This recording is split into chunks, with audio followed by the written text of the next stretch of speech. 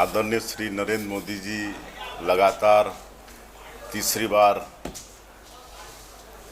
प्रधानमंत्री का दायित्व संभाले हैं और उनके तीसरे कार्यकाल का आज पहला बजट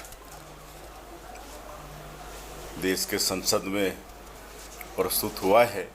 हमारे देश की जो वित्त मंत्री हैं श्रीमती निर्मला सीतारमण जी, उन्होंने बजट प्रस्तुत किया है और ये बजट वास्तव में बहुत ऐतिहासिक बजट है। इस बजट में चूँकि हमारा ये देश कृषि प्रधान देश है और कृषि और रोज़गार के लिए विशेष ध्यान दिया गया है। छत्तीसगढ़ के लिए विशेष बात है कि कृषि और रोज़गार के क्षेत्र में 1.52 लाख करोड़ रुपए बजट में प्रावधान किया गया है और इससे निश्चित रूप से कृषि और रोज़गार के क्षेत्र में एक नई क्रांति आएगी, किसानों में समृद्धि बढ़ेगी। उसी तरह से जनजातीय उन्नत ग्राम योजना लॉन्च हुआ है। जनजाति समाज के 63,000 गांव और 5 करोड़ लोगों को इससे फ़ायदा होने वाला है। छत्तीसगढ़ के आदिवासी क्षेत्रों में एक क्रांति इससे आएगी।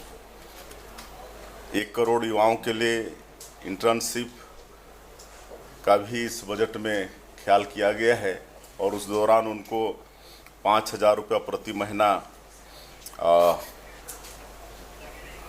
देने का भी प्रावधान बजट में है और छात्रों को 10 लाख तक लोन मात्र 3% में देने का इस बजट में प्रावधान किया गया है।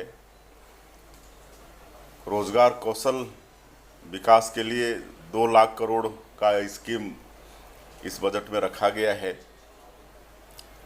और 2.66 लाख करोड़ ग्रामीण विकास के लिए इस बजट में प्रस्ताव है। इससे निश्चित रूप से गांव, गरीब, किसान, मजदूर का भला होने वाला है और कुल मिलाकर ये बजट आने वाला 2047 तक इस देश को विकसित भारत के रूप में खड़ा करने का ये बजट है।